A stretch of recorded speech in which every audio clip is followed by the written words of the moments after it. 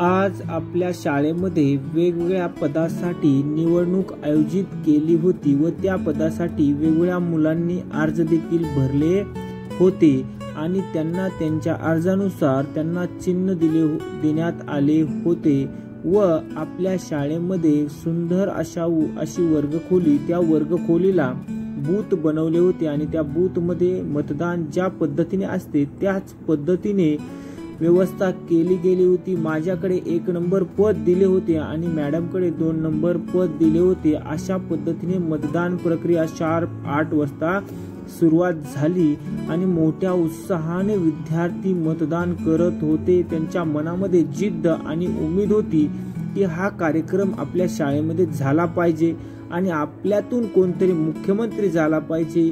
ह्या उद्दिष्टाने हे विद्यार्थी प्रत्येक जण येऊन काय करत होते, मतदान करत होते। आपल्यामधून एक चांगला मुख्यमंत्री, शिस्त मंत्री, शिक्षण मंत्री झाला पाहिजे या उद्दिष्टाने प्रत्येक विद्यार्थी मतदान करत होते। उमेदवार उभे राहिले आहेत आणि आम्ही उमेदवार आहोत दोघी जणी आणि मी मुख्यमंत्री या पदासाठी उभी राहिलेली आहे। आमच्या शाळेमध्ये मतदानाचा कार्यक्रम खूप उत्साहाने आम्ही पार पाडत आहोत। ज्या पद्धतीने मुलांच्या मनामध्ये विश्वास आणि उमेद आहे त्याच पद्धतीने विद्यार्थी प्रत्येक विभागाला मतदान करत होता। आता याच्यामधून कोण निवडून येणार हे सोमवारी आपल्याला सर डिक्लेअर करणार होते।